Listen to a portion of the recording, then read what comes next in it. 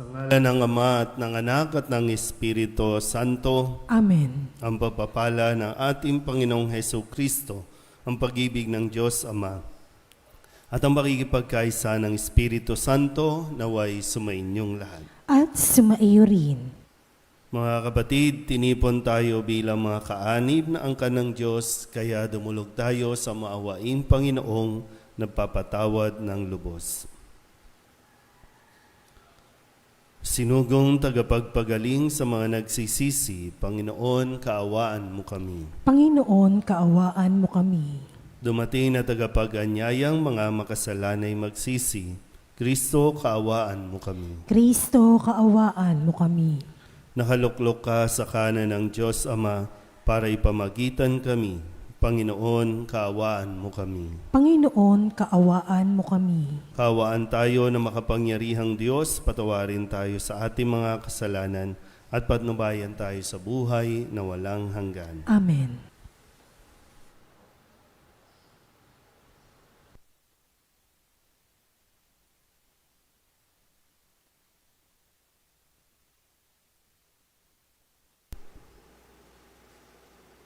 Pagbasa mula sa unang aklat ng mga hari. Noong mga araw na iyon, tumindig si Solomon sa harap ng dambana ng Panginoon. Itinaas niya ang mga kamay at nananalangin ng ganito: Panginoon, Diyos ng Israel, sa langit at sa lupay, walang ibang Diyos na tulad ninyo.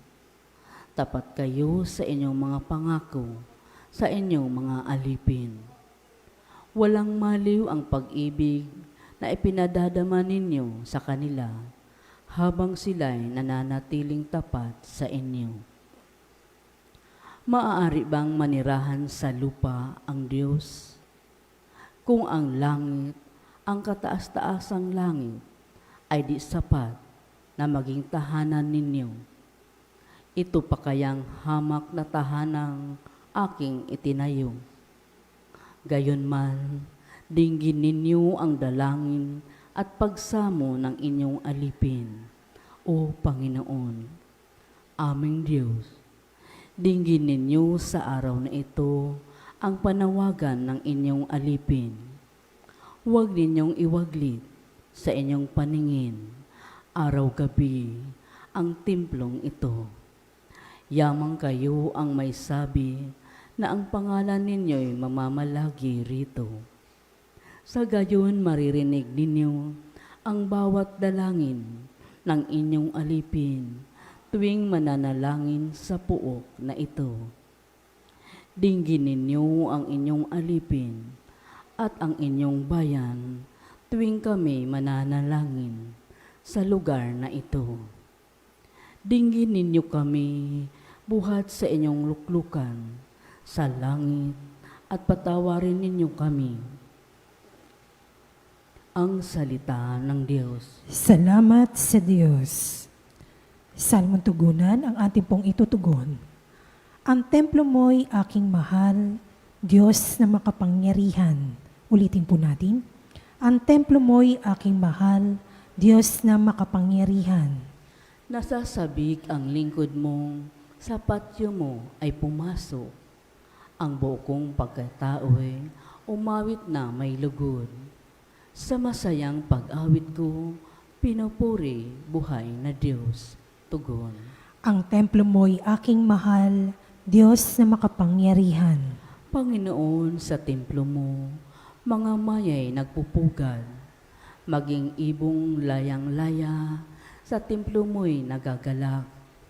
May inakay na kalinga sa tabi ng iyong altar. Upoon, hari namin at Diyos na walang kupas. Tugon. Ang templo mo'y aking mahal, Diyos na makapangyarihan. Mapalad na masasabi, silang dooy tumatahan at palaging umaawit, nagpupuring walang hanggan. Basbasan mo, Panginoon, yaong hari naming mahal. Pagpalain mo po siya, yamang ikaw ang humirang. Tugon. Ang templo mo'y aking mahal, Diyos na makapangyarihan. Kahit isang araw lamang, gusto ko pang sa templo mo, kaysa 1,000 araw na iba ang tahanan ko. Gusto ko pang maging bantay sa pinto ng iyong templo, kaysa ako'y mapasama sa masasamang mga tao. Tugon. Ang templo mo'y aking mahal, Diyos na makapangyarihan. Magsitayo po lahat.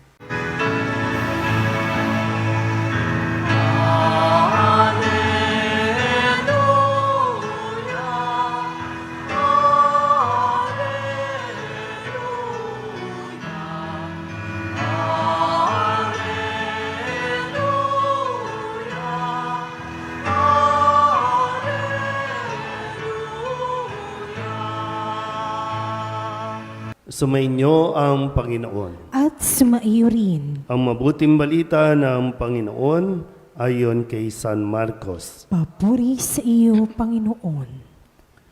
Noong panahong iyon, may mga Pariseo at ilang iskribang galing sa Jerusalem na lumapit kay Jesus.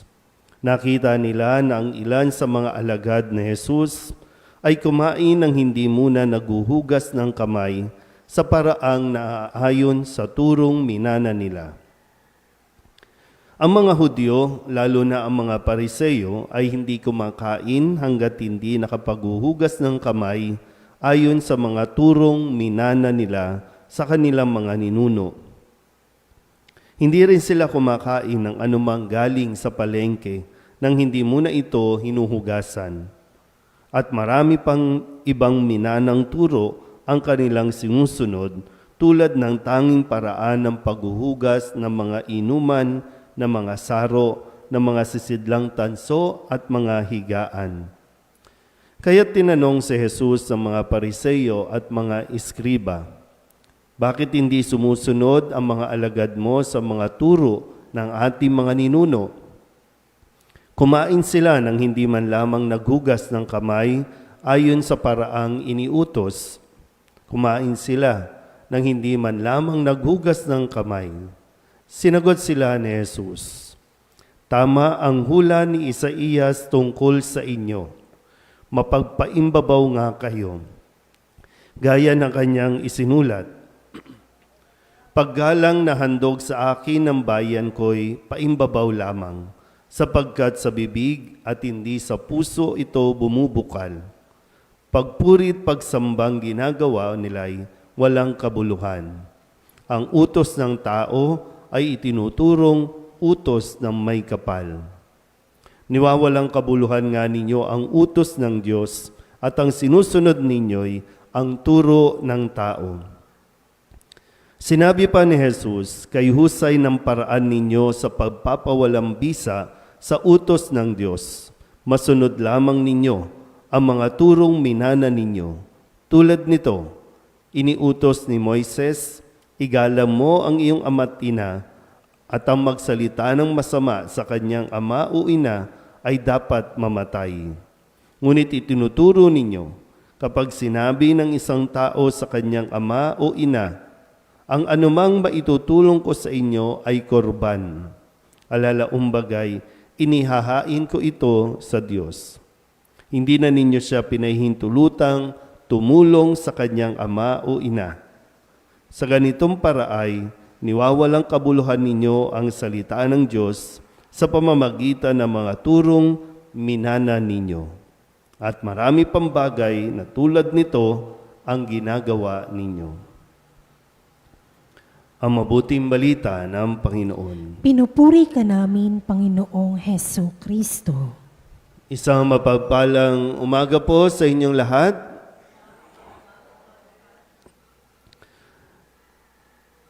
Napakahalaga po na mas maintindihan natin ang utos ng Diyos. Kung kahapon po, maalala ninyo sa unang pagbasa sa Aklat ng Mga Hari, kinuha ni Solomon ang kaban ng tipan. At nilalaman nito ang mga tapyas ng bato bilang pag-uugnayan, no? O yung covenant ng tao at ng Diyos. Ibinigay ng Diyos itong mga utos na ito para mas maging maayos ang ugnayan natin sa Diyos at sa ating kapwa. Dito nakasalalay, no, yung ating pagsasabuhay o yung ating pamumuhay sa araw-araw. Sa Bagong Tipan, hindi na lang basta tapyas ng bato, kundi mismong si Kristo ang nakikipag-ugnayan sa atin. Yung tapyas na bato, nagkatawang tao, naging salita, si Kristo. At ngayon, si Kristo mismo ang nagpapaalala sa mga tao, lalo tigit dito sa mga Hudyo, mga Pariseyo na pinagpasahan at inaasahan sana na magtuturo, magpapaunawa ng batas para mas masunod ito ng mga tao at maging mabuti silang tao.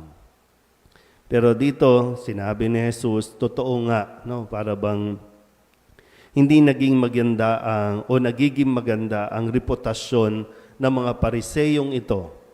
Tandaan natin ulit, no, yung mga Pariseyo, sila yung mga nakakaalam dapat ng batas o utos na ibinigay ng Diyos. Sa panahon pa ni Moises, ipinasa. Sa kasawiang palad, nakalimutan nilang pagtuunan nito ng pansin dahil mas pinahalagahan nila ang mga minanang turo, mga tradisyon, mga kultura. Kaya mas mahalaga na sa kanila yung dapat marunong ka maghugas ng kamay. Dapat hinuhugasan mo muna ang mga bago mong kainin ang isang pagkain. Mas mahalaga na sa kanila yun. Kaya yun yung lagi nilang, kumbaga yung nagiging mata nila, tinitingnan nila kung ang lahat ba ay sumusunod sa kultura at tradisyon. Pero nakalimutan kung sumusunod ba sa utos ng Diyos. Minsan po, no, talagang mahirap yung bang mas gusto mong maging tama. Yung sundin ko ano yung tama ayon sa iyong paniniwala. Nakakalimutan natin kung paano ang maging mabuti. Kasi yun ang hinahangad ng utos na ibinigay ng Diyos. Yung tayo po ay maging mabuti, hindi lang maging tama, kundi maging mga mabubuting tao. Pag sinabi mabubuting tao, yung nagiging compassionate, nagiging yung kalooban natin, yung nagiging maunawain tayo, may pusong mapag-unawa. Hindi lang basta dapat sumusunod sa batas. At tandaan natin, wag nating lilituhin ang ating mga sarili. Ito ba yung utos ng Diyos o ito ay utos lamang ng tao? Kaya mahalaga na inaalam natin ito. At tumatanda na tayo nang hindi natin nauunawaan o inuunawa. Kung tutusin ang 10 utos ng Diyos, 10 nga lang eh. Pero minsan wala tayong pakialam. Basta igigit lang natin, ito ang tama, ito ang tama. Kahit nakakasama na para sa iba. Kaya ang daming ginagawang ng tao na batas na aayon lang sa sarili. Hindi tayo pwedeng walang pakialam. Kasi kailangan natin mas maging mabuting tao. Kaya nga yung batas ng Diyos, na paano ka magkakaroon ng relasyon sa Diyos at magkakaroon ka ng relasyon sa kapwa. Hindi tayo pwedeng simba lang ng simba, dasal lang ng dasal, na wala tayong inaalam o kaalaman dito. Hindi tayo pwedeng manatiling ignorante. Kaya hindi komplikado yung binigay ng Diyos sa atin eh.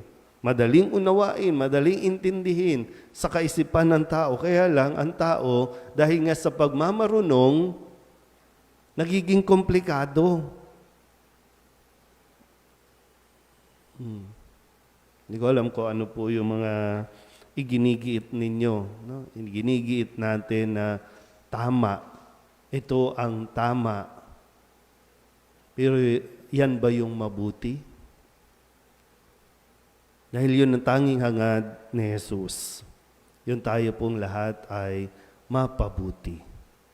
Kaya si Kristo ang nakikipag-ugnayan sa atin. Si Kristo mismo ang nagtuturo ng mga bagay na dapat nating maunawaan o maintindihan.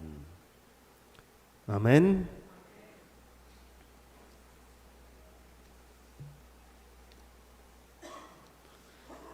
Walang saysay ang ating pagsamba kung hindi ito nanggagaling sa pusong tunay.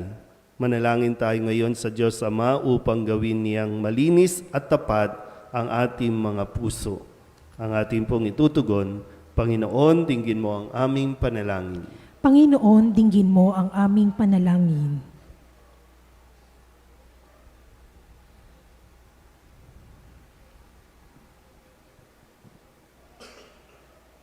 Ang mga namumuno ng ating simbahan, naway laging gabayan ng liwanag ng Ibanghilyo at huwag nawa nilang hanapin ang seguridad sa mga makamundong eskultura. Manalangin tayo sa Panginoon. Panginoon, dinggin mo ang aming panalangin. Bilang isang komunidad, naway huwag nating isara ang ating mga mata sa tunay na pangailangan ng mga mahihirap na ating kasama. Manalangin tayo sa Panginoon. Panginoon, dinggin mo ang aming panalangin. Ang lahat ng Kristiyano naway mapagtanto na makikita sa ating pakikitungo sa ating mga kapwa ang tunay na pagsasabuhay ng kalooban ng Diyos. Manalangin tayo sa Panginoon. Panginoon, dinggin mo ang aming panalangin. Ang mga may sakit naway mapalakas sa kanilang kahinaan at mapalaya sa kanilang mga karamdaman. Manalangin tayo sa Panginoon. Panginoon, dinggin mo ang aming panalangin. Ang mga kapatid nating pumanaw na ay magkamit nawa ng kapayapaan ng Diyos. Manalangin tayo sa Panginoon. Panginoon, dinggin mo ang aming panalangin. Idulog din natin sa Panginoon ang ating mga personal na kahilingan at mga panalangin para sa ating mga pamilya, kasama ang mga kahilingan ng mga nanonood sa online. Lahat ng mga misang pasasalamat, special na intensyon, mga agarang paggaling ng mga may sakit, at ang lahat ng mga kaluluwa na inihiling na ipagdasal sa misang ito.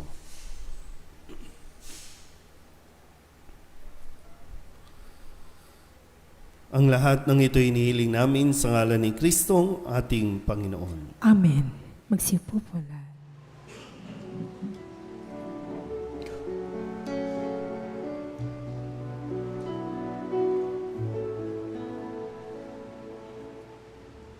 Panginoon,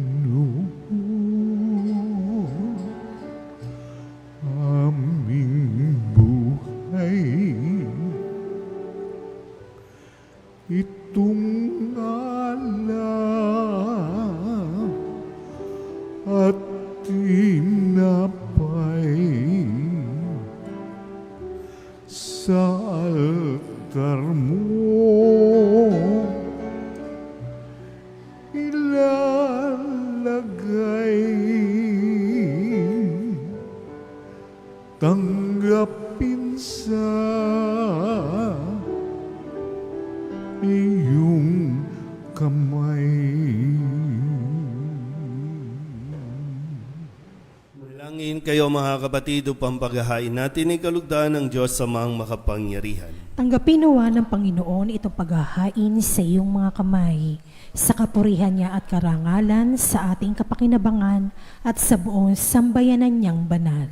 Ama naming lumikha, tanggapin mo ang mga alay na aming inihahain ngayong ginugunita namin ng mga banal na martir at ipagkaloob mong aming sambahin ang ngalan mo ng may katatagan sa pamamagitan ni Jesu Kristo kasama ng Espiritu Santo magpasawalang hanggan. Amen. Sumainyo ang Panginoon. At sumaiyo rin. Itaas sa Diyos ang inyong puso at diwa. Itinaas na namin sa Panginoon. Pasalamatan natin ang Panginoong ating Diyos. Marapat na siya ay pasalamatan. Ama naming makapangyarihan, tunay ngang marapat na ikaw ay aming pasalamatan, tulad ng naganap sa iyong anak, ang dugo ng mga martir ay dumanak, hindi dahil sa katatagang likas, kundi dahil sa iyong bigay na lakas.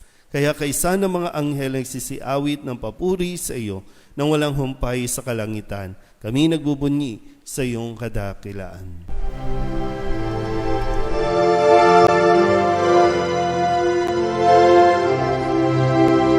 Santo, Santo, Santo, Panginoong Diyos makapangyarihan, napupuno ang langit at lupa ng kalwalhatian mo.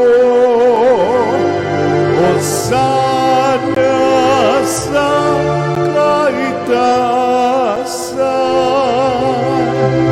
pinagpalang na paririto sa ngalan ng Panginoon.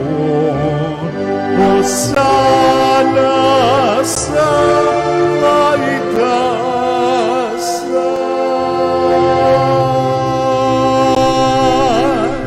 Ama naming banal, ikaw ang bukal ng tanang kabanalan. Kaya't sa pamamagitan ng iyong Espiritu, gawin mong banal ang kaloob na ito upang para sa aming maging katawan at dugo ng aming Panginoong Hesu Kristo.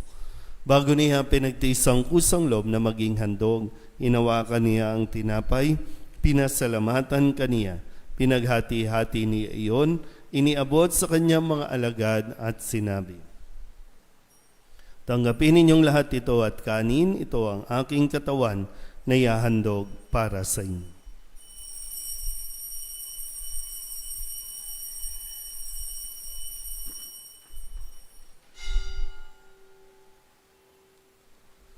Gayun din naman nang matapos ang hapunan, hinawakan niya ang kalis, muli kaniyang pinasalamatan. Iniabot niya ang kalis sa kanyang mga alagad at sinabi, "Tanggapin ninyong lahat ito at inumin. Ito ang kalis ng aking dugo, ng bago at wala hanggang tipan, ang aking dugo na ibubuhos para sa inyo at para sa lahat sa pagpapatawad ng mga kasalanan. Gawin ninyo ito sa pag-alaala sa akin."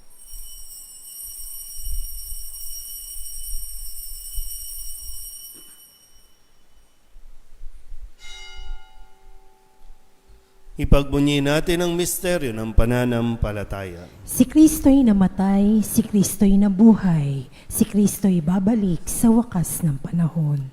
Ama, ginagawa namin ngayon ang pag-alaala sa pagkamatay at muling pagkabuhay ng iyong anak, kaya tiniaalay namin sa iyo ang tinapay na nagbibigay buhay at ang kalis na nagkakaloob ng kaligtasan. Kami napapasalamat dahil kami iyong minarapat na tumayo sa harap mo para maglingkod sa iyo. Isinasamo namin kami magsasalo-salo sa katawan at dugo ni Kristo ay mabuklod sa pagkakaisa sa pamamagitan ng Espiritu Santo. Ama, lingapin mo ang iyong simbahang laganap sa buong daigdig. Huspusin mo kami sa pag-ibig kaysa ni Leon na aming Papa at ni Jose na aming Obispo at ng Tanang Kaparian. Alalahanin mo rin ang mga kapatid naming nahimlay na may pag-asang sila'y muling mabubuhay, gayon din ang lahat ng mga pumanaw. Kawaan mo sila at patuloyin sa iyong kaliwanagan. Kawaan mo at pagindapating kaming lahat na makasalo sa iyong buhay na walang wakas. Kaysa ng mahal na Birhen Maria na ina ng Diyos, ng kabiyak ng puso niyang sa San Jose, kaysa ng mga apostol at ng lahat ng mga banal na namuhay dito sa daigdig ng kalugod-lugod sa iyo, may pagdiwang nawa namin ng papupuri sa ikararangal mo sa pamamagitan ng iyong anak na aming Panginoong Hesu Kristo. Sa pamamagitan ni Kristo, kasama niya at sa Kanya, ang lahat ng parangal at papuri ay sa iyo, Diyos Amang makapangyarihan, kasama ng Espiritu Santo, magpasawalang hanggan. Amen.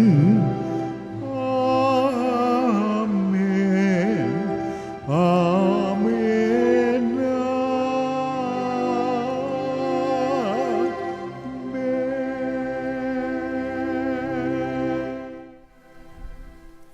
Sa tagubili ng mga nakagagaling na utos at turo ni Jesus sa Panginoon natin at Diyos, ipahayag natin ng lakas loob.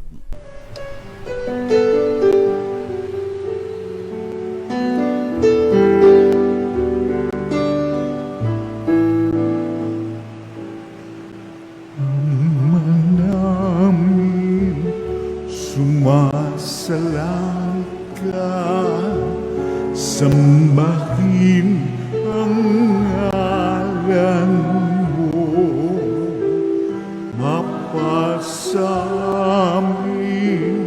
ang kaharian mo, sundin ang loob mo dito sa lupa para nang sa langit. Bigyan mo po kami ngayon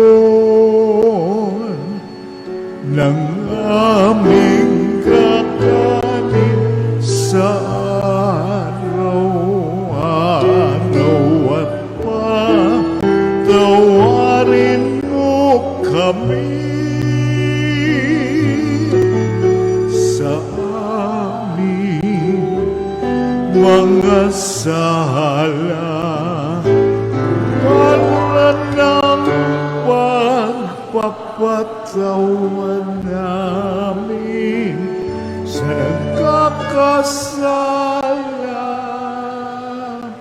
sa amin, at huwag mo kaming ipagdulot sa tukso,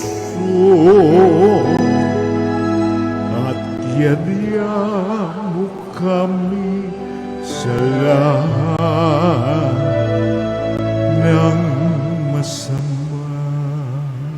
Hinihiling namin kami iadya sa lahat ng masama, pagkalooban ng kapayapaan araw-araw, iligtas sa kasalanan at ilayo sa lahat ng kapahamakan, samantalang aming pinananabikan ang dakilang araw ng pagpapahayag ng tagapagligtas naming si Jesucristo. Sapagkat iyo ang kaharian at ang kapangyarihan at ang kapurihan magpakailanman. Amen. Panginoong Jesucristo, sinabi mo sa iyong mga apostol, kapayapaan ang iniiwan ko sa inyo, ang aking kapayapaan ang binibigay ko sa inyo. Tunghayan mo ang aming pananampalataya at huwag ang aming mga pagkakasala. Pagkalooban mo kami ng kapayapaan at pagkakaisa ayon sa iyong kalooban, kasama ng Espiritu Santo, magpasawalang hanggan. Amen. Ang kapayapaan ng Panginoon ay laging sumainyo. At sumaiyo rin. Mabigayin po tayo ng kapayapaan sa isa't isa.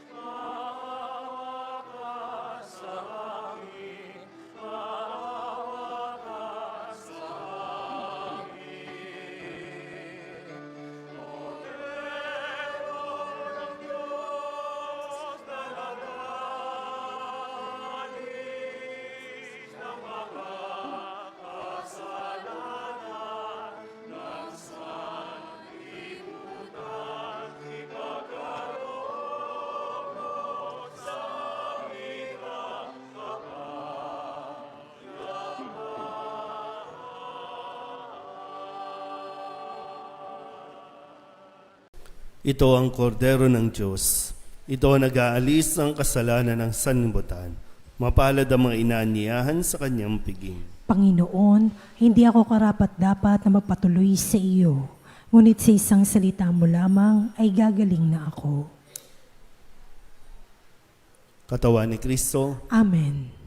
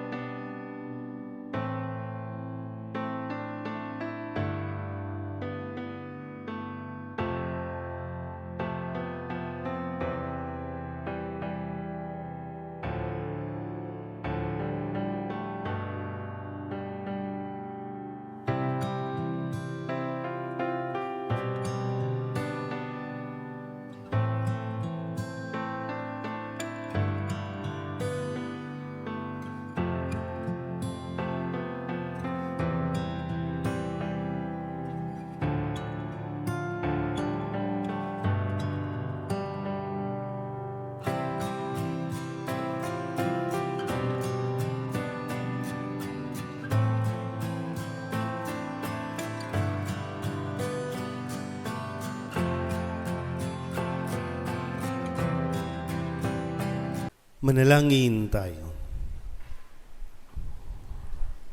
Ama naming mapagmahal, pinagningning mo ang misteryo ng krus sa mga martir mong banal. Ipagkaloob mo kaming pinatatag ng banal na pakikinabang ay makapanatiling matapat kay Kristo sa pagmamalasakit sa tanan sa pamamagitan niya kasama ng Espiritu Santo magpasawalang hanggan. Amen. Sumainyo ang Panginoon. At sumaiyo rin. At papalain kayo ng makapangyarihang Diyos, Ama at Anak at Espiritu Santo. Amen. Tapos na ang banal na misa, humayo tayo sa kapayapaan ni Kristo. Salamat sa Diyos. Magandang umaga po. Nuestro Padre Jesus Nazareno, sinasamba ka namin, pinipintungo ka namin, aral mo ang aming buhay at kaligtasan. Nuestro Padre Jesus Nazareno, iligtas mo kami sa kasalanan. Ang krus mong kinamatayan ay sagisag ng aming kaligtasan. Nuestro Padre Jesus Nazareno, dinarangal ka na amin. Nuestro Padre Jesus Nazareno, nilulwalhati ka namin. Nuestro Padre Jesus Nazareno, dinarangal ka na amin.